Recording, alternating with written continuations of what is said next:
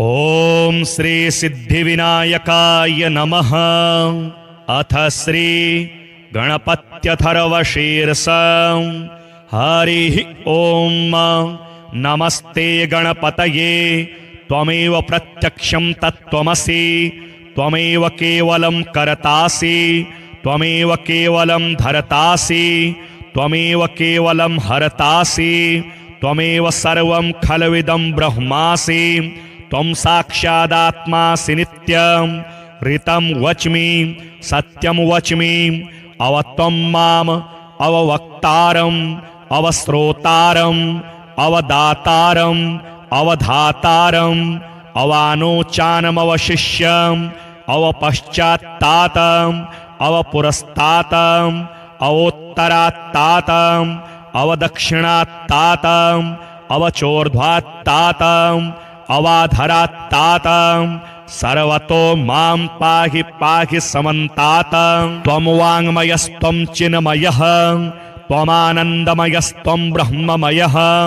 त्वं सच्चिदानन्दाद्वितीयोऽसि, त्वं प्रत्यक्षं ब्रह्मासि, त्वं ज्ञानमयो विज्ञानमयोऽसि। सर्वं जगदिदं त्वत्तो जायते, सर्वं जगदिदं त्वत्तस्तिष्ठति, सर्वं जगदिदं त्वयि लयमेष्यति, सर्वं जगदिदं त्वयि प्रत्येति।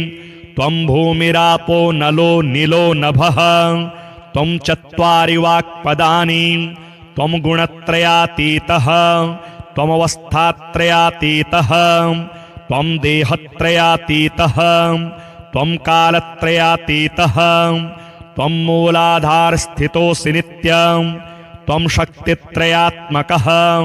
त्वां योगिनो ध्यायन्ति नित्यं। त्वं ब्रह्मा त्वं विष्णुस्त्वं रुद्रस्त्वं इन्द्रस्त्वं अग्निस्त्वं वायुस्त्वं सूर्यस्त्वं चन्द्रमास्त्वं ब्रह्म भूर्भुवः स्वरोम।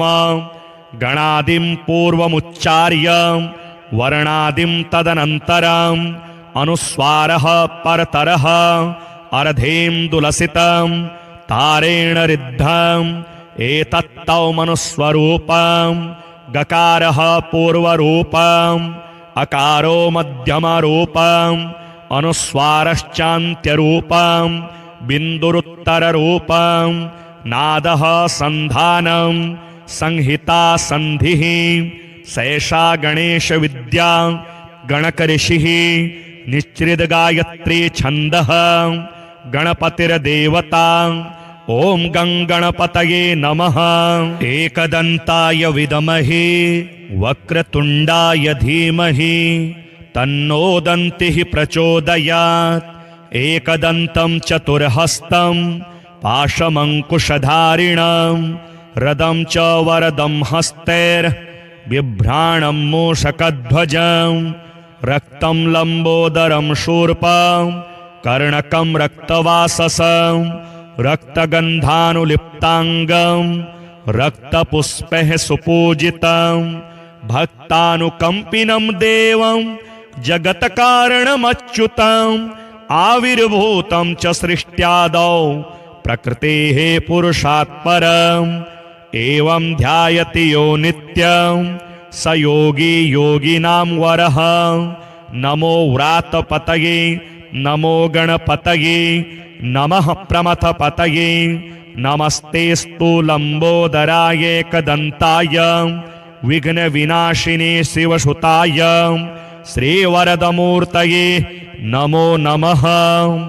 एतदथर्वशीर्षं योधीते स ब्रह्म भूयाय कल्पते, स सर्वतः सुखमेधते, स सर्वविघ्नैर्न बाध्यते, स पञ्चमहापापात् प्रमुच्यते। सायमधीयानो दिवस्कृतं पापं नाशयति, प्रातरधीयानो रात्रिकृतं पापं नाशयति। सायं प्रातः प्रयुञ्जानो अपापो भवति, सर्वत्राधीयानोपविघ्नो भवति। धर्मार्थकाममोक्षं च विन्दति। इदमथर्वशीर्षमशिष्याय न देयं, यो यदि मोहाद्यास्यति स पापीयान् भवति।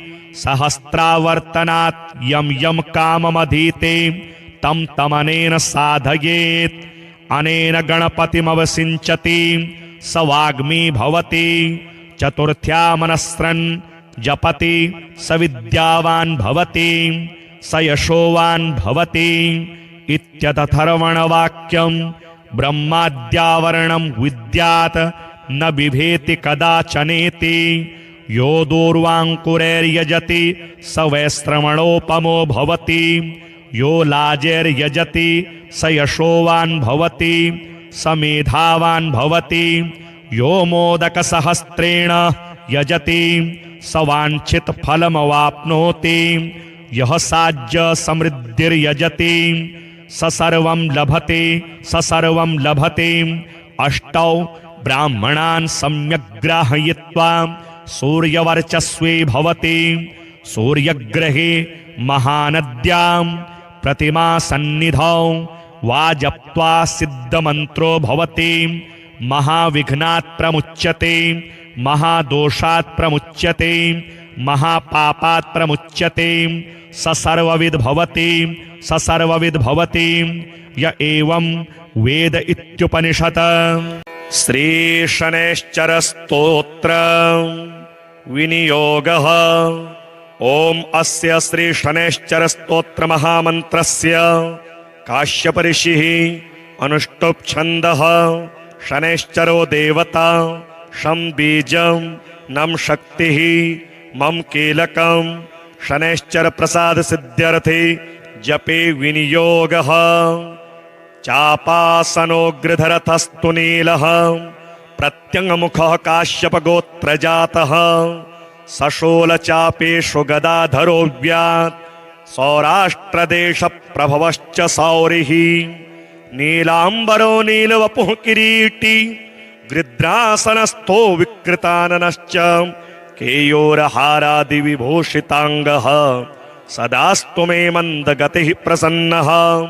शनैश्चराय शान्ताय सर्वाभीष्टप्रदायिने नमः सर्वात्मने तुभ्यं नमो नीलाम्बराय च।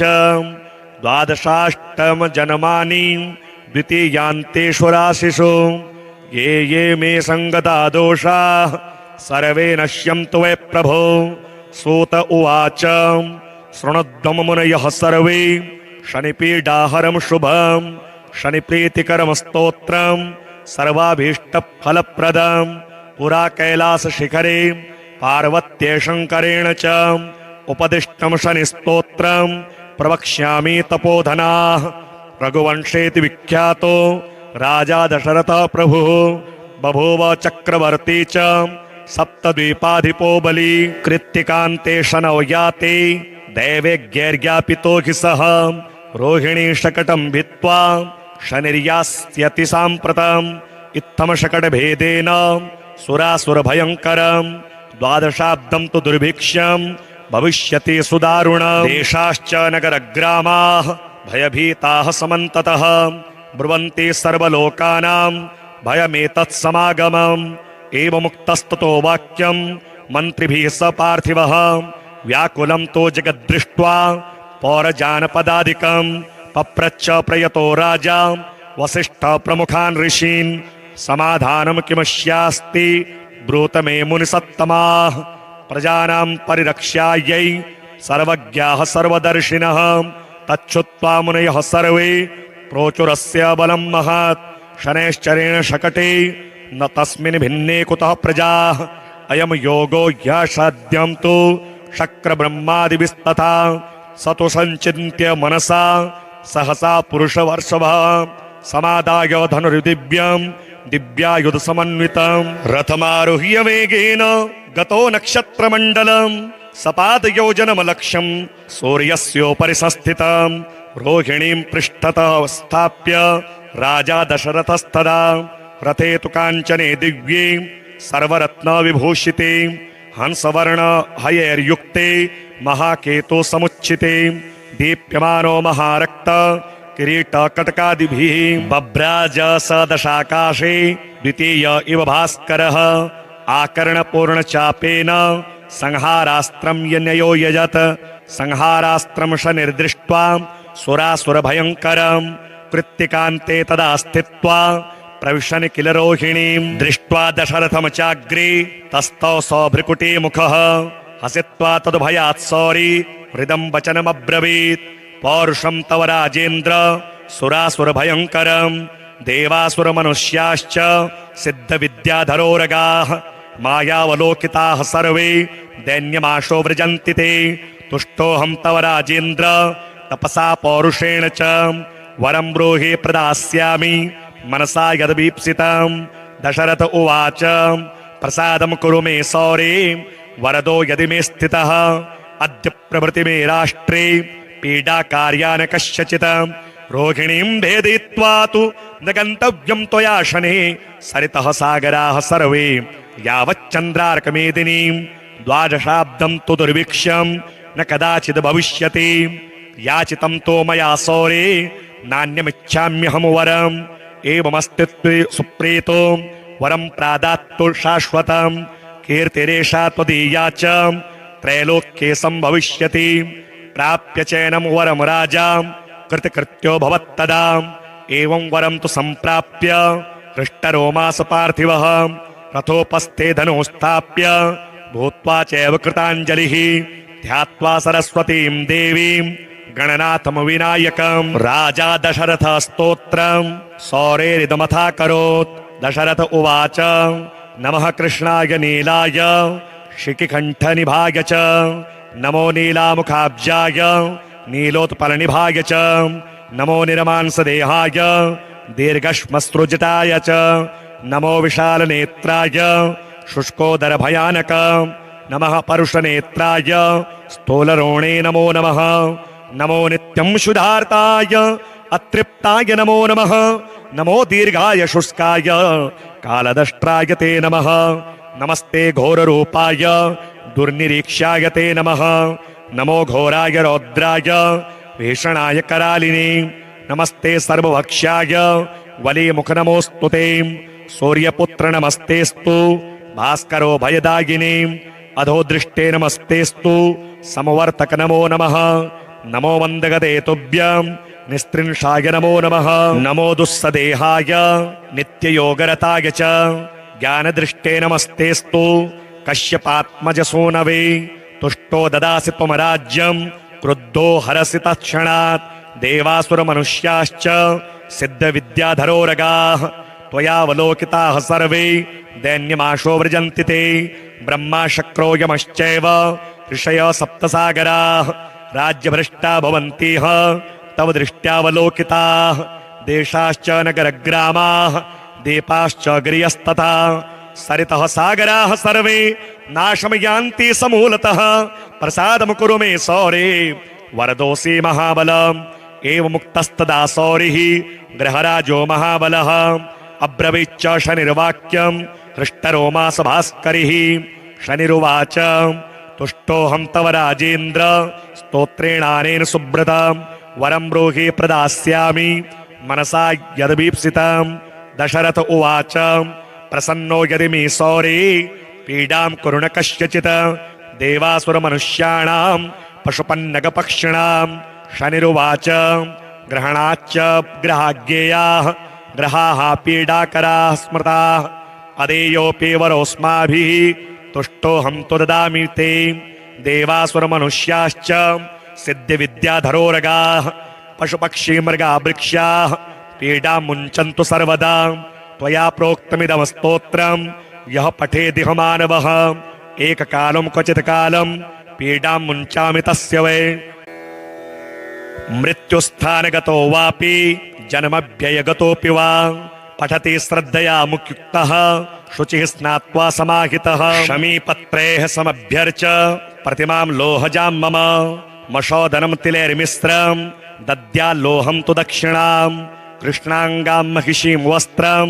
मामुद्दिश्य द्विजातये मद्दिने तु विशेषेण स्तोत्रेणानेन पूजयेत् पूजयित्वा जपेत स्तोत्रं भुक्ता चैव मुक्ताञ्जलिः तस्य पीडां न चैवाहं करिष्यामि कदाचन गोचरे जन्मलग्ने वा दशाश्वन्तर्दशासु च रक्ष्यामि सततं तस्य पीडास्वन्यग्रहस्यैश्च अनेनैव प्रकारेण पीडामुक्तं जगद्भवेत्। सूत उवाच वरद्वयं तु सम्प्राप्य राजा दशरथस्तदा मेने कृतार्थमात्मानं नमस्कृत्य शनैश्चरं शनिना चाभ्यनुज्ञातः स्वस्थानमगमत् नृपः। स्वस्थानं च गतो गत्वा प्राप्तकामो भवत्तदा। कोणः शनैश्चरो मन्दः छाया हृदयनन्दनः मार्ताण्डजस्तथा शौरिः पातङ्गिर्निग्रहग्रनायकः ब्रह्मण्यः क्रूरकर्मा च नीलवस्त्रोञ्जनद्युतिः। 12 एतानि नामानि यः पठेच्च दिने दिने विषमस्थोऽपि भगवान् सुप्रीतस्तस्य जायते। मन्दवारेषु च स्नात्वा मिताहारो जितेन्द्रियः त्वद्वर्णकुसुमैर्युक्तं सर्वाङ्गं द्विजसत्तमाः। पूरयित्वान्नपानाद्येः स्तोत्रं यः प्रयतः पठेत् पुत्रकामो लभेत् पुत्रं धनकामो लभेत् धनं राज्यकामो लभेत् राज्यं जयार्थी विजयी भवेत्। आयुष्कामो लभेद्यायुः श्रीकामः श्रियमाप्नुयात्। यद्यदिच्छतिस्तत्सर्वं भगवान् भक्तवत्सलः चिन्तितानि च सर्वाणि ददाति च न संशयः। श्रीगणेशावतारस्तोत्र आङ्गिरस उवाच अनन्ता अवताराश्च गणेशस्य महात्मनः न शक्यते कथां वक्तुं मया वर्षशतैरपि। संक्षेपेण प्रवक्ष्यामि मुख्यानां मुख्यतां गतान्। अवताराश्च तस्याष्टौ विख्यातान् ब्रह्मधारकान्। वक्रतुण्डावतारश्च देहिनां ब्रह्मधारकः मत्सरासुरहन्ता स सिंहवाहनगः स्मृतः। एकदन्तावतारो वै देहिनां ब्रह्मधारकः मदासुरस्य हन्ता स आखुवाहनगः स्मृतः। महोदर इति ख्यातो ज्ञानब्रह्मप्रकाशकः मोहासुरस्य शत्रुर्वै आखुवाहनगः स्मृतः। गजाननः स विज्ञेयः सांख्येभ्यः सिद्धिदायकः। लोभासुरप्रहर्ता च मूषकगः प्रकीर्तितः।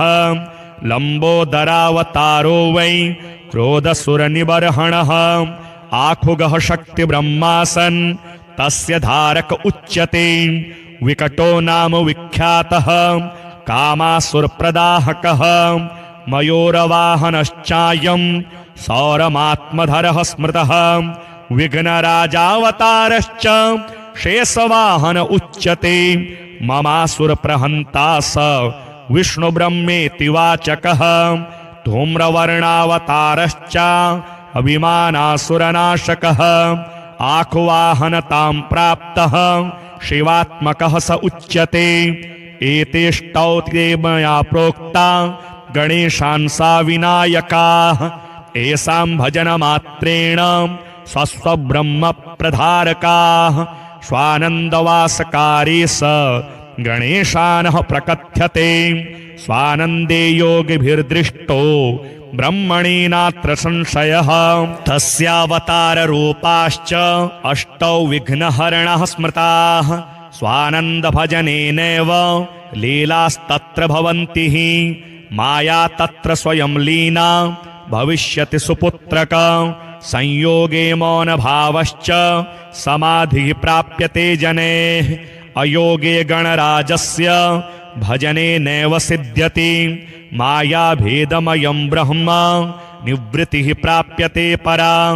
योगात्मक गणेशानो ब्रह्मणस्पतिवाचकः। तत्र शान्तिः समाख्याता योगरूपा जनः कृता। नानाशान्तिप्रभेदश्च स्थाने स्थाने प्रकथ्यते। शान्तीनां शान्तिरूपा सा योगशान्तिः प्रकीर्तिता। योगस्य योगता दृष्टा सर्वब्रह्म सुपुत्रक। न योगात् परमं ब्रह्म ब्रह्मभूतेन लभ्यते। एतदेव परम गुह्यं कथितं वत्स ते लिखम्। भजत्वं सर्वभावेन गणेशं ब्रह्मनायकम्। पुत्रपौत्रादिप्रदं स्तोत्रमिदं शोकविनाशनम्। धनधान्य समृद्ध्यादि प्रदं भाविन संशयः धर्मार्थकाममोक्षाणां साधनं ब्रह्मदायकं भक्तिदृढकरं चैव भविष्यति न संशयः। हरिः ॐ नमस्ते गणपतये त्वमेव प्रत्यक्षं तत्त्वमसि त्वमेव केवलं कर्तासि त्वमेव केवलं धर्तासि त्वमेव केवलं हर्तासि त्वमेव सर्वं खल्विदं ब्रह्मासि त्वं साक्षादात्मासि नित्यं ऋतं वच्मि सत्यं वच्मि अवत्वं माम् अववक्तारम् अवश्रोतारम् अवदातारम् अवधातारम् अवानोचानमवशिष्यम् अवपश्चात्तातम् अवपुरस्तातम् अवोत्तरात्तातम् अवदक्षिणात्तातम् अवचोर्ध्वात्तातम् अवाधरात्तातम् सर्वतो मां पाहि पाहि समन्तातम् त्वं वाङ्मयस्त्वं चिन्मयः त्वमानन्दमयस्त्वं ब्रह्ममयः त्वं सच्चिदानन्दाद्वितीयोऽसि त्वं प्रत्यक्षं ब्रह्मासि त्वं ज्ञानमयो विज्ञानमयोऽसि सर्वं जगदिदं त्वत्तो जायते सर्वं जगदिदं त्वत्तः तिष्ठति सर्वं जगदिदं त्वयि लयमेष्यति सर्वं जगदिदं त्वयि प्रत्येति त्वं भूमिरापो नलो नीलो नभः त्वं चत्वारि वाक्पदानि त्वं गुणत्रयातीतः त्वमवस्थात्रयातीतः त्वं देहत्रयातीतः त्वं कालत्रयातीतः त्वं मूलाधारस्थितोऽसि नित्यं त्वं शक्तित्रयात्मकः त्वां योगिनो ध्यायन्ति नित्यं त्वं ब्रह्मा त्वं विष्णुस्त्वं रुद्रस्त्वम् इन्द्रस्त्वम् अग्निस्त्वं वायुस्त्वं सूर्यस्त्वं चन्द्रमास्त्वं ब्रह्म भूर्भुवः स्वरोम गणादिं पूर्वमुच्चार्य वर्णादिं तदनन्तरम् अनुस्वारः परतरः अर्धेन्दुलसितं तारेण रिद्धम् एतत्तौ मनुस्वरूपं गकारः पूर्वरूपम् अकारो मध्यमरूपम् अनुस्वारश्चान्त्यरूपम् बिन्दुरुत्तररूपम् नादः सन्धानं संहिता सन्धिः सैषा गणेशविद्या गणकऋषिः निश्चितगायत्री छन्दः गणपतिर्देवता ॐ गं गणपतये नमः। एकदन्ताय विद्महे वक्रतुण्डाय धीमहि तन्नो दन्तिः प्रचोदयात् एकदन्तं चतुर्हस्तं पाशमङ्कुशधारिणं रदं च वरदं हस्तैर्बिभ्राणं मूषकध्वजं रक्तं लम्बोदरं शूर्पं कर्णकं रक्तवाससं रक्तगन्धानुलिप्ताङ्गं रक्तपुष्पैः सुपूजितं भक्तानुकम्पिनं देवं जगत्कारणमच्युतम् आविर्भूतं च सृष्ट्यादौ प्रकृतेः पुरुषात् परम् एवं ध्यायति यो नित्यं स योगी योगिनां वरः। नमो व्रातपतये नमो गणपतये नमः प्रमथपतये नमस्तेस्तु लम्बोदराय एकदन्ताय विघ्नविनाशिने शिवसुताय श्रीवरदमूर्तये नमो नमः। एतदथर्वशीर्षं योधीते स ब्रह्म भूयाय कल्पते स सर्वतः सुखमेधते स सर्वविघ्नैर्न बाध्यते स पञ्चमहापापात् प्रमुच्यते सायमधीयानो दिवस्कृतं पापं नाशयति प्रातरधीयानो रात्रिकृतं पापं नाशयति सायं प्रातः प्रयुञ्जानो अपापो भवति सर्वत्राधीयानोपविघ्नो भवति धर्मार्थकाममोक्षं च विन्दति इदमथर्वशीर्षमशिष्याय न देयं यो यदि मोहाद्यास्यति स पापीयान् भवति सहस्रावर्तनात् यम यम काममधीते तम तमनेन साधयेत् अनेन गणपतिमवसिञ्चति स वाग्मी भवति चतुर्थ्या मनस्रन् जपति स विद्यावान् भवति स यशोवान् भवति इत्यतथर्वणवाक्यं ब्रह्माद्यावरणं विद्यात् न बिभेति कदाचनेति यो दूर्वाङ्कुरैर्यजति स वैश्रवणोपमो भवति यो लाजैर्यजति स यशोवान् भवति स मेधावान् भवति यो मोदकसहस्रेण यजति स वाञ्छितफलमवाप्नोति यः साज्य समृद्धिर्यजति स सर्वं लभते अष्टौ ब्राह्मणान् सम्यग् ग्राहयित्वा सूर्यवर्चस्वी भवति सूर्यग्रहे महानद्यां प्रतिमा सन्निधौ वा जप्त्वा सिद्धमन्त्रो भवति महाविघ्नात् प्रमुच्यते महादोषात् प्रमुच्यते महापापात् प्रमुच्यते स सर्वविद् भवति य एवं वेद इत्युपनिषत्। श्री शनैश्चर स्तोत्र विनियोगः। ओम अस्य श्री शनैश्चर स्तोत्र महामन्त्रस्य काश्यप ऋषिः अनुष्टुप् छन्दः शनैश्चरो देवता शं बीजं नम शक्तिः मम कीलकं शनैश्चर प्रसाद सिद्ध्यर्थे जपे विनियोगः। चापासनोग्रधरथस्तु नीलः प्रत्यङ्गमुखः काश्यप गोत्रजातः सशूलचापेषु गदाधरो व्यात् सौराष्ट्रदेश प्रभवश्च सौरिः नीलाम्बरो नीलवपुः किरीटी गृध्रासनस्थो विकृताननश्च केयोरहारादिविभूषिताङ्गः सदास्तु मे मन्दगतिः प्रसन्नः। शनैश्चराय शान्ताय सर्वाभीष्टप्रदायिने नमः सर्वात्मने तुभ्यं नमो नीलाम्बराय च। द्वादशाष्टम जन्मानि द्वितीयान्तेषु राशिषु ये ये मे सङ्गता दोषाः सर्वे नश्यन्तु वै प्रभो। सूत उवाच शृणुध्वं मुनयः सर्वे शनिपीडाहरं शुभं शनिप्रीतिकरं स्तोत्रं सर्वाभीष्टफलप्रदं पुरा कैलासशिखरे पार्वत्यै शङ्करेण च उपदिष्टं शनिस्तोत्रं प्रवक्ष्यामि तपोधनाः। रघुवंशेति विख्यातो राजा दशरथः प्रभुः बभूव चक्रवर्ती च सप्तद्वीपाधिपो बली कृत्तिकान्ते शनौ याते दैवेज्ञैर्ज्ञापितो हि सः रोहिणी शकटं भित्त्वा शनिर्यास्यति साम्प्रतम् इत्थं शकटभेदेन सुरासुरभयङ्करं द्वादशाब्दं तु दुर्भिक्षं भविष्यति सुदारुणं। देशाश्च नगरग्रामाः भयभीताः समन्ततः ब्रुवन्ति सर्वलोकानां भयमेतत्समागमम्।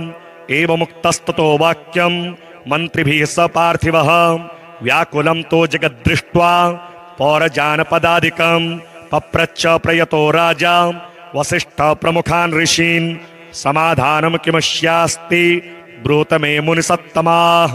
प्रजानां परिरक्षायै सर्वज्ञाः सर्वदर्शिनः तच्छ्रुत्वा मुनयः सर्वे प्रोचुरस्य बलं महत्। शनैश्चरेण शकटे न तस्मिन् भिन्ने कुतः प्रजाः अयं योगो ह्यसाध्यं तु शक्रब्रह्मादिभिस्तथा स तु सञ्चिन्त्य मनसा सहसा पुरुषवर्षभः समादाय धनुर्दिव्यं दिव्यायुधसमन्वितं रथमारुह्य वेगेन गतो नक्षत्रमण्डलं सपादयोजनमलक्ष्यं सूर्यस्योपरि संस्थितं रोहिणीं पृष्ठतः स्थाप्य राजा दशरथस्तदा रथे तु काञ्चने दिव्ये सर्वरत्नविभूषिते हंसवर्ण हयैर्युक्ते महाकेतो समुच्चिते दीप्यमानो महारक्त किरीटकटकादिभिः बभ्राज स दशाकाशे द्वितीय इव भास्करः आकर्णपूर्णचापेन संहारास्त्रं यन्यो यजत संहारास्त्रं शनिर्दृष्ट्वा सुरासुरभयङ्करं कृत्तिकान्ते तदा स्थित्वा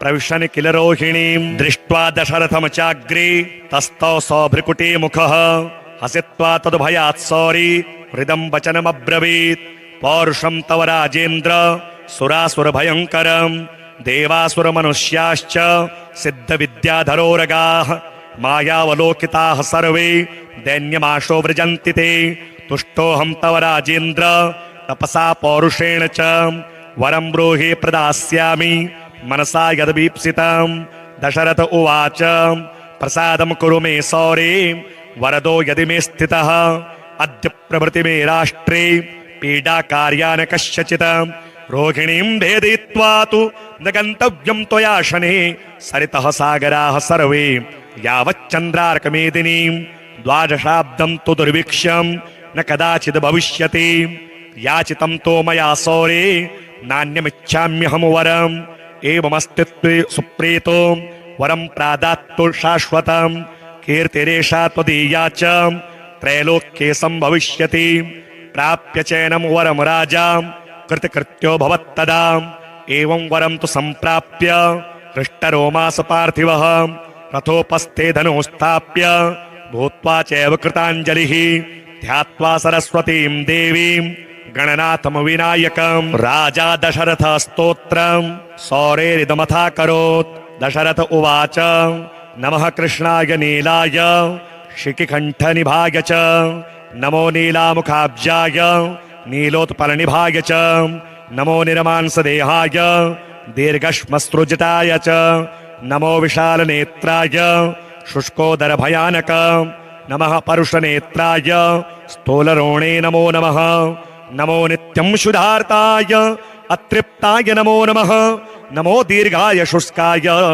कालदष्ट्राय ते नमः नमस्ते घोररूपाय दुर्निरीक्ष्याय ते नमः नमो घोराय रौद्राय भीषणाय करालिने नमस्ते सर्वभक्ष्याय वलीमुख नमोऽस्तु ते सूर्यपुत्र नमस्तेस्तु भास्करो भयदायिने अधोदृष्टे नमस्तेस्तु समवर्तक नमो नमः नमो वन्दगते तुभ्यं निस्त्रिंशाय नमो नमः नमो दुस्सदेहाय नित्ययोगरताय च ज्ञानदृष्टे नमस्तेस्तु कश्यपात्मजसूनवे तुष्टो ददासि त्वं राज्यं क्रुद्धो हरसि तत्क्षणात् देवासुरमनुष्याश्च सिद्धविद्याधरोरगाः त्वयावलोकिताः सर्वे दैन्यमाशो व्रजन्ति ते ब्रह्मा शक्रो यमश्चैव ऋषयः सप्तसागराः राज्यभ्रष्टा भवन्तीह तव दृष्ट्यावलोकिताः देशाश्च नगरग्रामाः दीपाश्च गिर्यस्तथा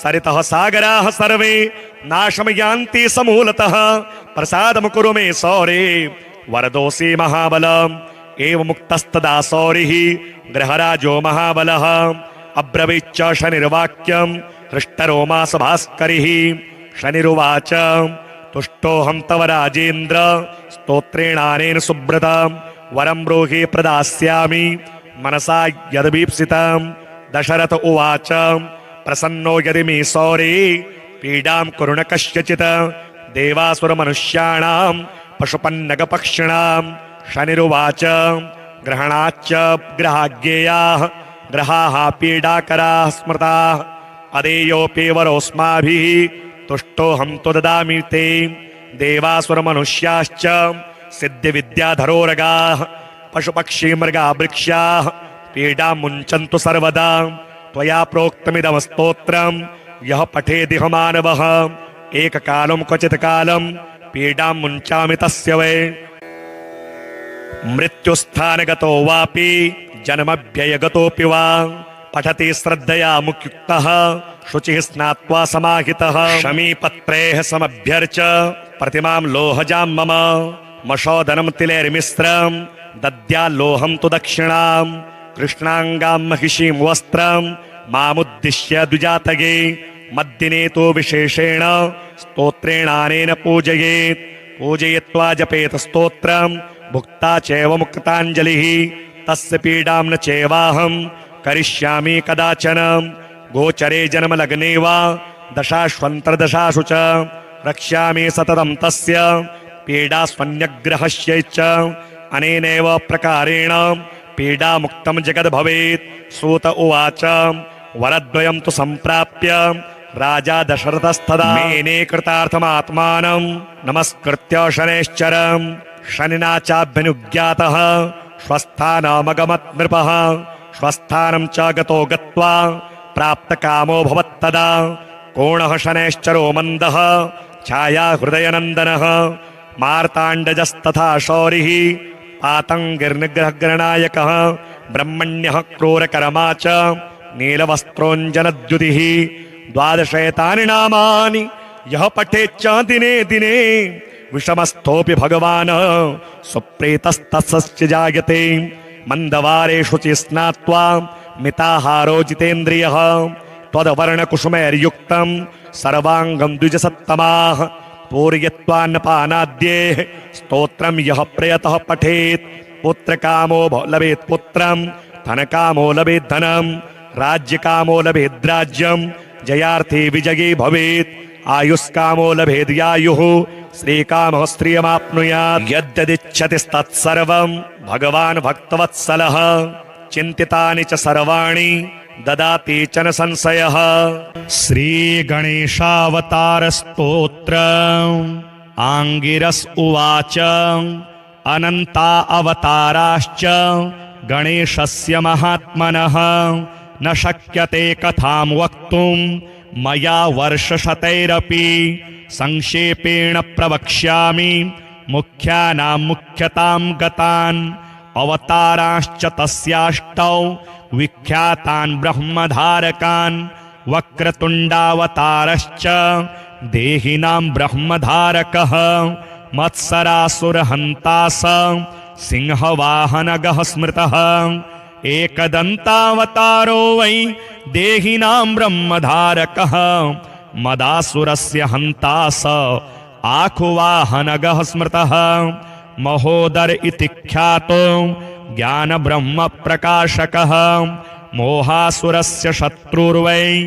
आखुवाहनगः स्मृतः गजाननः स विज्ञेयः सांख्येभ्यः सिद्धिदायकः लोभासुरप्रहर्ता च मूषकगः प्रकीर्तितः लम्बोदरावतारो वै क्रोधसुरनिबर्हणः आखुगः शक्तिब्रह्मासन् तस्य धारक उच्यते विकटो नाम विख्यातः कामासुरप्रदाहकः मयूरवाहनश्चायं सौरमात्मधरः स्मृतः विघ्नराजावतारश्च शेषवाहन उच्यते ममासुरप्रहन्ता स विष्णुब्रह्मेति वाचकः धूम्रवर्णावतारश्च अभिमानासुरनाशकः आखुवाहनतां प्राप्तः शिवात्मकः स उच्यते एतेष्टौ ते मया प्रोक्ता गणेशांसा विनायकाः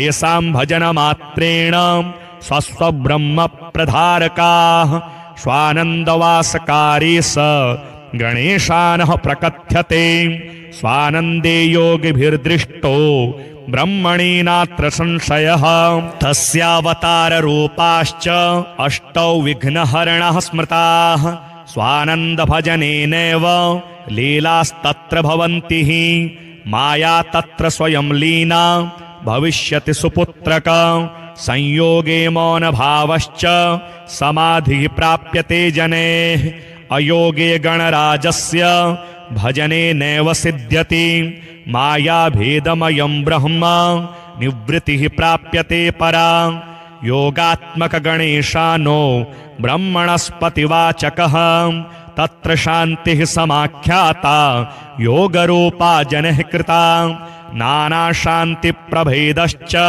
स्थाने स्थाने प्रकथ्यते शान्तीनां शान्तिरूपा सा योगशान्तिः प्रकीर्तिता योगस्य योगता दृष्टा सर्वब्रह्म सुपुत्रक न योगात् परमं ब्रह्म ब्रह्मभूतेन लभ्यते एतदेव परम गुह्यं कथितं वत्स ते लिखं भजत्वं सर्वभावेन गणेशं ब्रह्मनायकं पुत्रपौत्रादिप्रदं स्तोत्रमिदं शोकविनाशनं धनधान्यसमृद्ध्यादिप्रदं भाविन संशयः धर्मार्थकाममोक्षाणां साधनं ब्रह्मदायकं भक्तिदृढकरं चैव भविष्यति न संशयः। हरिः ॐ नमस्ते गणपतये त्वमेव प्रत्यक्षं तत्त्वमसि त्वमेव केवलं कर्तासि त्वमेव केवलं धर्तासि त्वमेव केवलं हर्तासि त्वमेव सर्वं खल्विदं ब्रह्मासि त्वं साक्षादात्मासि नित्यं ऋतं वच्मि सत्यं वच्मि अवत्वं माम् अववक्तारम् अवश्रोतारम् अवदातारम् अवधातारम् अवानोचानमवशिष्यम् अवपश्चात्तातम् अवपुरस्तातम् अवोत्तरात्तातम् अवदक्षिणात्तातम् अवचोर्ध्वात्तातम् अवाधरात्तातम् सर्वतो मां पाहि पाहि समन्तातम् त्वं वाङ्मयस्त्वं चिन्मयः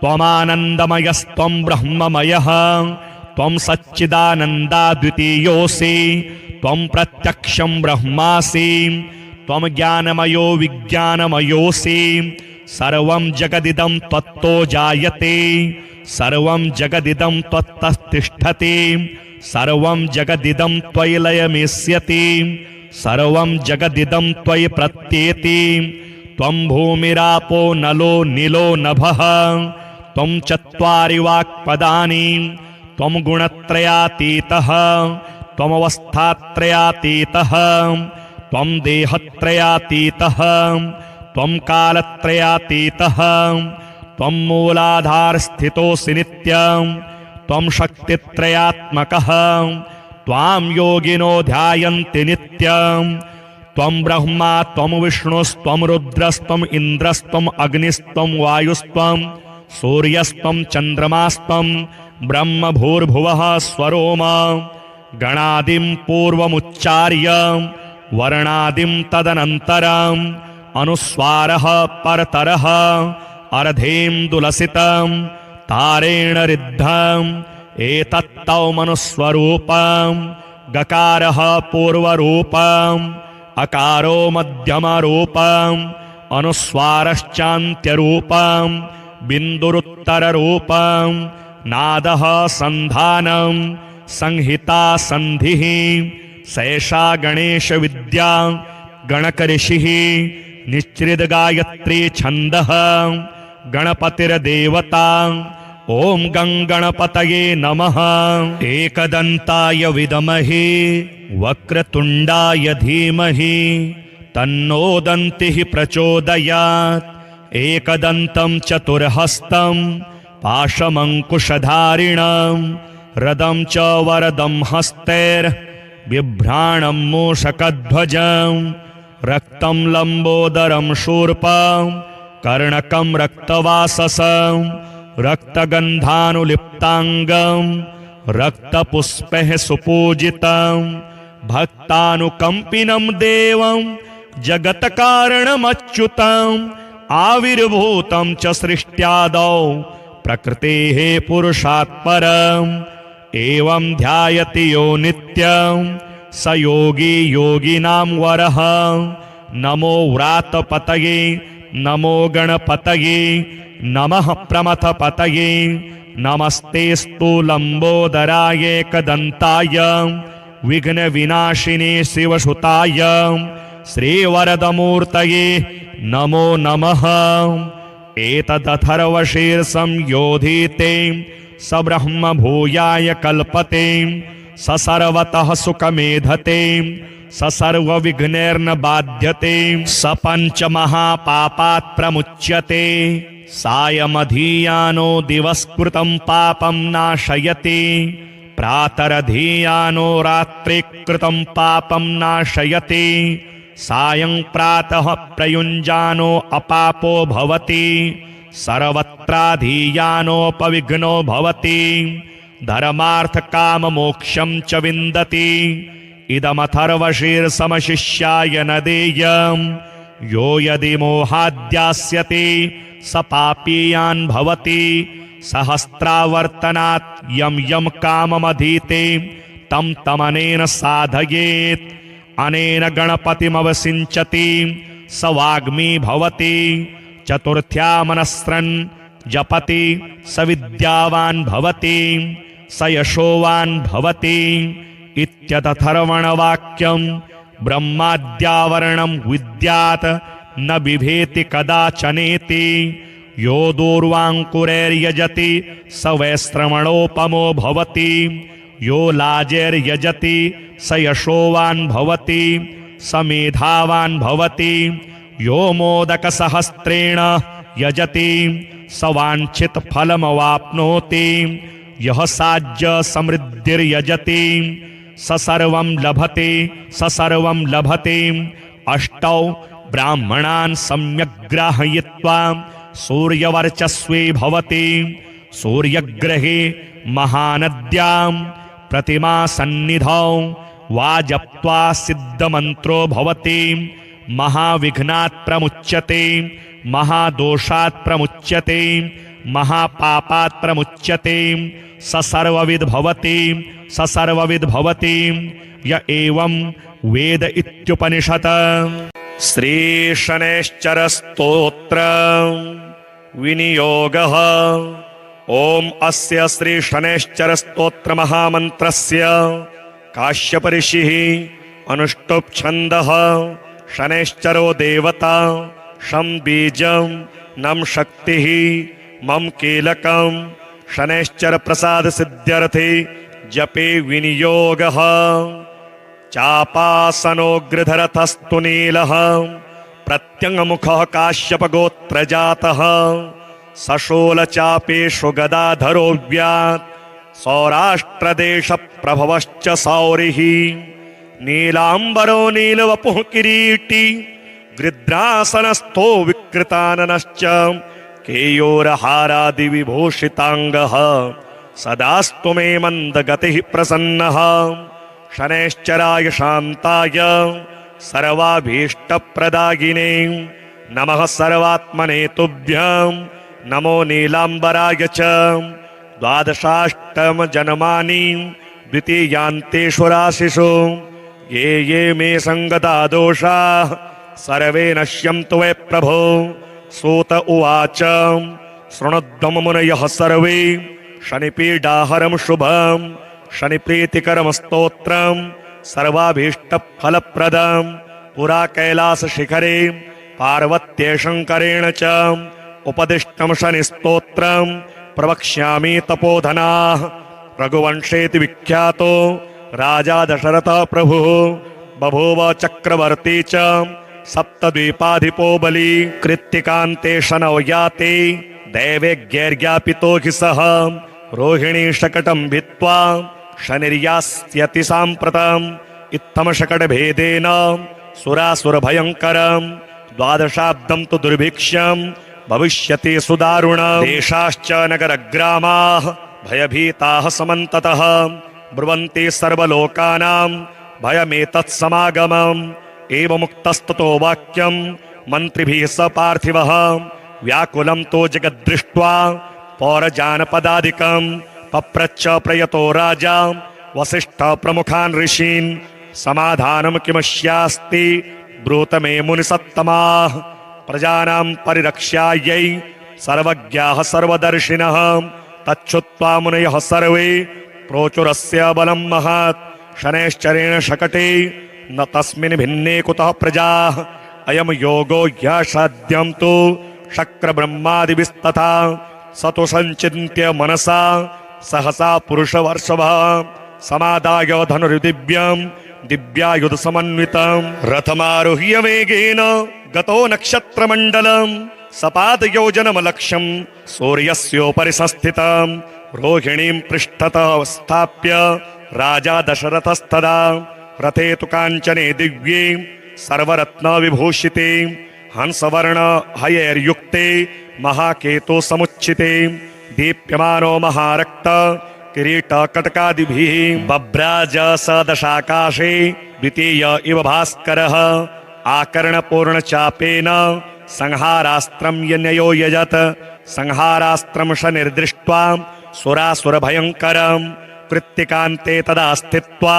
प्रविशन् किल रोहिणीं दृष्ट्वा दशरथं चाग्रे तस्थौ सौभृकुटी मुखः हसित्वा तद्भयात् सौरी हृदं वचनमब्रवीत् पौरुषं तव राजेन्द्र सुरासुरभयङ्करं देवासुरमनुष्याश्च सिद्धविद्याधरोरगाः मायावलोकिताः सर्वे दैन्यमाशो व्रजन्ति ते तुष्टोऽहं तव राजेन्द्र तपसा पौरुषेण च वरं ब्रूहि प्रदास्यामि मनसा यद्वीप्सितं दशरथ उवाच प्रसादं कुरु मे सौरे वरदो यदि मे स्थितः अद्य प्रभृति मे राष्ट्रे पीडा कार्या न कस्यचित् रोहिणीं भेदयित्वा तु न गन्तव्यं त्वया शने सरितः सागराः सर्वे यावच्चन्द्रार्कमेदिनीं द्वादशाब्दं तु दुर्भिक्षं न कदाचिद् भविष्यति याचितं तो मया सौरे नान्यमिच्छाम्यहं वरम् एवमस्तित्वे सुप्रीतो वरं प्रादात्तु शाश्वतं कीर्तिरेषा त्वदीया च त्रैलोक्ये संभविष्यति प्राप्य चैनं वरं राजा कृतकृत्यो भवत्तदा एवं वरं तु सम्प्राप्य हृष्टरोमास पार्थिवः रथोपस्थे धनुस्थाप्य भूत्वा चैव कृताञ्जलिः ध्यात्वा सरस्वतीं देवीं गणनाथं विनायकं राजा दशरथ स्तोत्रं सौरेरिदमथाकरोत् दशरथ उवाच नमः कृष्णाय नीलाय शिखिकण्ठनिभाय च नमो नीलामुखाब्जाय नीलोत्पलनिभाय च नमो निरमांसदेहाय दीर्घश्मश्रुजटाय च नमो विशालनेत्राय शुष्कोदरभयानक नमः परुषनेत्राय स्थूलरोणे नमो नमः नमो नित्यं शुद्धार्ताय अतृप्ताय नमो नमः नमो दीर्घाय शुष्काय कालदष्ट्राय ते नमः नमस्ते घोररूपाय दुर्निरीक्षाय ते नमः नमो घोराय रौद्राय भीषणाय करालिने नमस्ते सर्वभक्ष्याय वलीमुख नमोऽस्तु ते सूर्यपुत्र नमस्तेस्तु भास्करो भयदायिने अधोदृष्टे नमस्तेस्तु समवर्तक नमो नमः नमो मन्दगते तुभ्यं निस्त्रिंशाय नमो नमः नमो दुस्सदेहाय नित्ययोगरताय च ज्ञानदृष्टे नमस्तेस्तु कश्यपात्मज सूनवे तुष्टो ददासि त्वं राज्यं क्रुद्धो हरसि तत्क्षणात् देवासुरमनुष्याश्च सिद्धविद्याधरोरगाः त्वयावलोकिताः सर्वे दैन्यमाशो व्रजन्ति ते ब्रह्मा शक्रो यमश्चैव ऋषयः सप्तसागराः राज्यभ्रष्टा भवन्तिह तव दृष्ट्यावलोकिताः देशाश्च नगरग्रामाः दीपाश्च गिरियस्तथा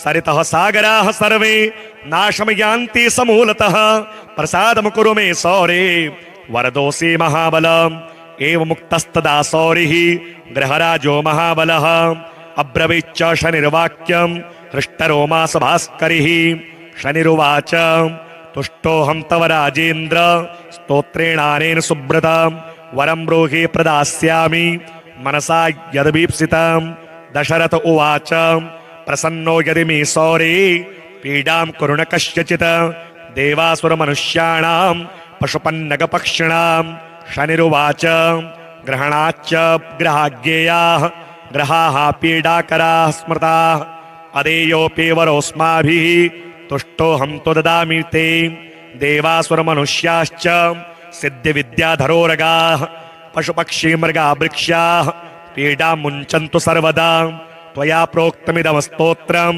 यः पठेदिह मानवः एककालं क्वचित् कालं पीडां मुञ्चामि तस्य वै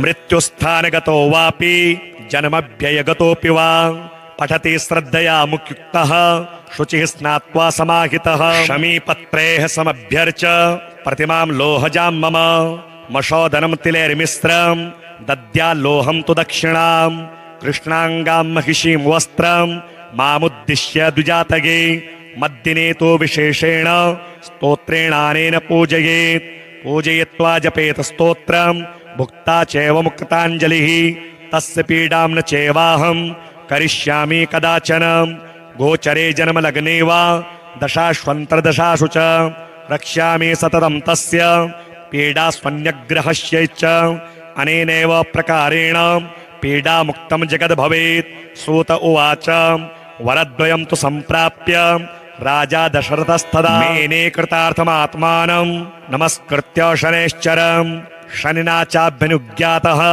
स्वस्थानमगमत् नृपः। स्वस्थानं च गतो गत्वा प्राप्तकामो भवत्तदा कोणः शनैश्चरो मन्दः छाया हृदयनन्दनः मार्ताण्डजस्तथा शौरिः पातङ्गिर्निग्रहग्रनायकः ब्रह्मण्यः क्रूरकर्मा च नीलवस्त्रोञ्जनद्युतिः। 12 एतानि नामानि यः पठेच्च दिने दिने विषमस्थोऽपि भगवान् सुप्रीतस्तस्य जायते। मन्दवारेषु च स्नात्वा मिताहारो जितेन्द्रियः त्वद्वर्णकुसुमैर्युक्तं सर्वाङ्गं द्विजसत्तमाः पूरयित्वान्नपानाद्येः स्तोत्रं यः प्रयतः पठेत् पुत्रकामो लभेत् पुत्रं धनकामो लभेत् धनं राज्यकामो लभेत् राज्यं जयार्थी विजयी भवेत् आयुष्कामो लभेद्यायुः श्रीकामः श्रियमाप्नुयात्। यद्यदिच्छतिस्तत्सर्वं भगवान् भक्तवत्सलः चिन्तितानि च सर्वाणि ददाति च न संशयः। श्रीगणेशावतारस्तोत्र आङ्गिरस उवाच अनन्ता अवताराश्च गणेशस्य महात्मनः न शक्यते कथां वक्तुं मया वर्षशतैरपि संक्षेपेण प्रवक्ष्यामि मुख्यानां मुख्यतां गतान् अवताराश्च तस्याष्टौ विख्यातान् ब्रह्मधारकान् वक्रतुण्डावतारश्च देहिनां ब्रह्मधारकः मत्सरासुरहन्ता स सिंहवाहनगः स्मृतः एकदन्तावतारो वै देहिनां ब्रह्मधारकः मदासुरस्य हन्ता स आखुवाहनगः स्मृतः महोदर इति ख्यातो ज्ञान ब्रह्म प्रकाशकः मोहासुरस्य शत्रुर्वै आखुवाहनगः स्मृतः गजाननः स विज्ञेयः सांख्येभ्यः सिद्धिदायकः लोभासुरप्रहर्ता च मूषकगः प्रकीर्तितः लम्बोदरावतारो वै क्रोधसुरनिबर्हणः आखुगः शक्तिब्रह्मासन् तस्य धारक उच्यते विकटो नाम विख्यातः कामासुरप्रदाहकः मयूरवाहनश्चायं सौरमात्मधरः स्मृतः विघ्नराजावतारश्च शेषवाहन उच्यते ममासुरप्रहन्ता स विष्णुब्रह्मेति वाचकः धूम्रवर्णावतारश्च अभिमानासुरनाशकः आखुवाहनतां प्राप्तः शिवात्मकः स उच्यते एतेष्टौ ते मया प्रोक्ता गणेशांसा विनायकाः एषां भजनमात्रेण स्वस्वब्रह्म प्रधारकाः स्वानन्दवासकारी स गणेशानः प्रकथ्यते स्वानन्दे योगिभिर्दृष्टो ब्रह्मणि नात्र संशयः तस्यावताररूपाश्च अष्टौ विघ्नहरणः स्मृताः स्वानन्दभजनेनैव लीलास्तत्र भवन्ति माया तत्र स्वयं लीना भविष्यति सुपुत्रक संयोगे मौनभावश्च समाधिः प्राप्यते जनेः अयोगे गणराजस्य भजने नैव सिद्ध्यति मायाभेदमयं ब्रह्म निवृत्तिः प्राप्यते परा योगात्मक गणेशानो ब्रह्मणस्पतिवाचकः तत्र शान्तिः समाख्याता योगरूपा जनः कृता नानाशान्तिप्रभेदश्च स्थाने स्थाने प्रकथ्यते शान्तीनां शान्तिरूपा सा योगशान्तिः प्रकीर्तिता योगस्य योगता दृष्टा सर्वब्रह्म सुपुत्रक न योगात् परमं ब्रह्म ब्रह्मभूतेन लभ्यते एतदेव परम गुह्यं कथितं वत्स ते लिखं भजत्वं सर्वभावेन गणेशं ब्रह्मनायकं पुत्रपौत्रादिप्रदं स्तोत्रमिदं शोकविनाशनं धनधान्यसमृद्ध्यादिप्रदं भाविन संशयः धर्मार्थकाममोक्षाणां साधनं ब्रह्मदायकं भक्तिदृढकरं चैव भविष्यति न संशयः।